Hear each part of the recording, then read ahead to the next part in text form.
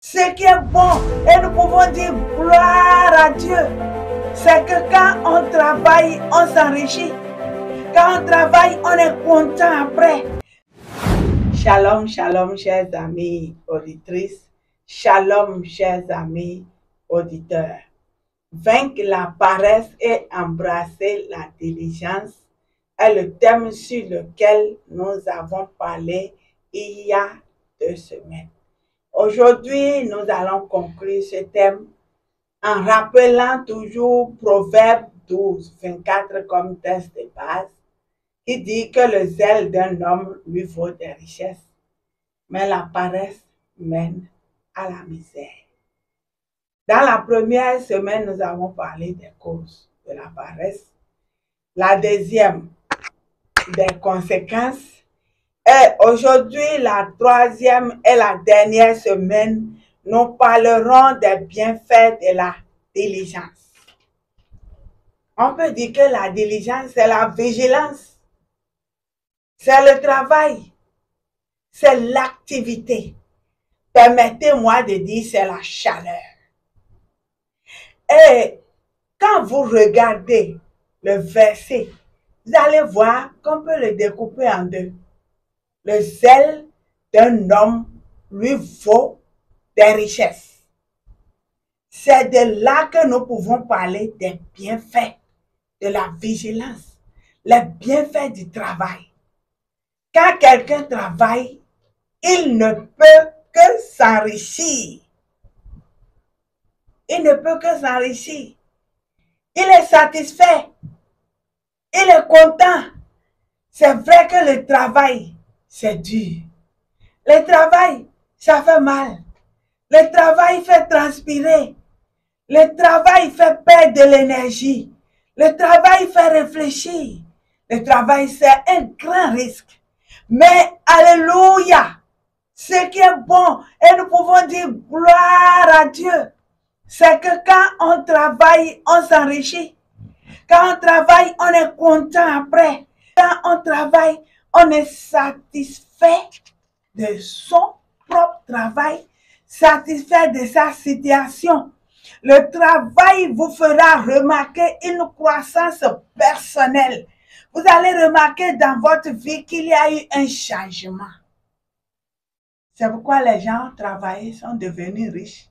Et vous êtes là à penser que c'est parce qu'ils ont eu des opportunités. C'est parce qu'ils ont eu ci, ils ont eu ça. C'est parce que leur famille est comme ça ou comme cela. Parfois, on pense même que c'est de l'argent magique.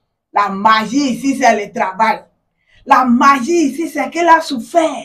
C'est qu'il a travaillé. C'est que ce monsieur a bossé. Il s'est battu. Il a tapé. Le travail, c'est le travail. Et c'est lui qui libère. C'est lui qui enrichit. C'est le travail qui nous rend fiers de nous-mêmes. Quand on travaille, on devient grand. Alléluia. Quand on travaille, on devient grand. Tout travailleur devient grand.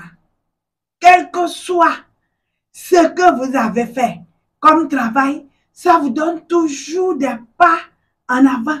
Ça vous donne toujours de l'avance.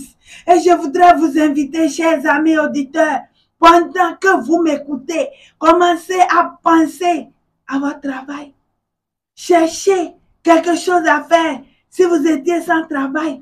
Même si vous devez vendre de l'eau, même si c'est du papier, même si vous devez rassembler le sable et vendre, travaillez. Même votre salaire a besoin d'être travaillé pour grandir. Votre entreprise, aussi grande qu'elle soit déjà, si vous travaillez, elle va devenir plus grande. Alors, chers amis auditeurs, le travail amène la bénédiction de Dieu. Et Dieu bénit ceux qui travaillent dur. Et ceux qui utilisent leurs talents, c'est eux qui récoltent des fruits après. Chers amis, le secret de la réussite, c'est le travail. Et je voudrais vous informer que le travail ne tue pas. Le travail n'a jamais tué quelqu'un pour qu'on dise si ça tombe, ici repose-t-elle parce qu'il a travaillé durement. Au contraire, le travail épanouit. Le travail vous rend digne de vous. Il vous rend fier de vous. Le travail détermine votre position sociale. Et chacun doit comprendre qu'il doit chercher où travailler, dans quel domaine travailler. Il doit devenir plus habile, plus vigilant.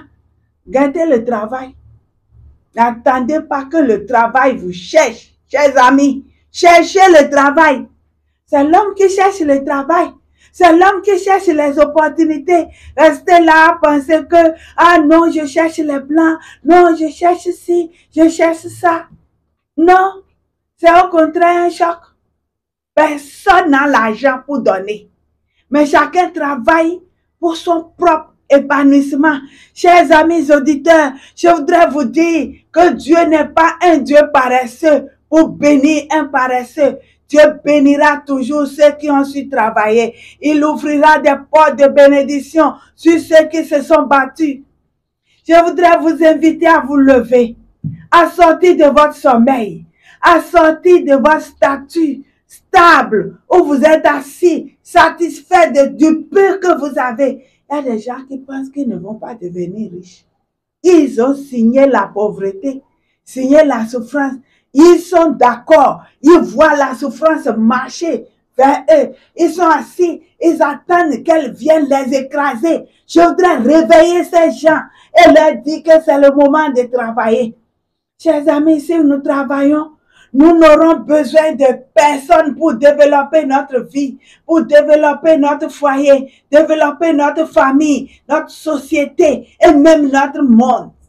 S'il vous plaît, nous avons besoin de travailler. Nous avons besoin de nous lever et nous rendre compte que le travail, c'est la clé de notre bénédiction. C'est vrai que c'est Dieu qui bénit notre travail, mais il nous faut d'abord travailler pour attendre la bénédiction. Chers amis, je voudrais vous inviter et que chacun cherche dans la prière le travail qu'il faut faire, que chacun réfléchisse, que chacun analyse et voit le travail qui est à sa portée. Chers amis auditeurs, je ne sais pas si je peux changer votre mentalité, mais je voudrais impacter vos idées par rapport au travail. Le travail n'est pas dur. Ça fait mal. Et quand on travaille, le corps peut ressentir. Mais la joie de récolter vient annuler toute la douleur qu'on a eue après le travail. Je ne veux pas quitter vos oreilles, votre entendement, votre vue, sans vous dire que si quelqu'un travaille, prenez l'exemple du paysan. Quand il passe la saison à cultiver, à travailler, à labourer, semer, sacler, entretenir, quand il récolte et qu'il compte après le nombre de sacs, de tonnes qu'il a eu, il est content, il est fier, il est satisfait. Et c'est pourquoi je voudrais vous inviter, chers amis auditeurs, à vous lever avant la saison pluvieuse, à vous lever pendant que vous êtes fort. Si pendant que vous êtes jeune, vous n'avez pas travaillé, vous n'allez pas vous enrichir. N'attendez pas la vieillesse pour regretter.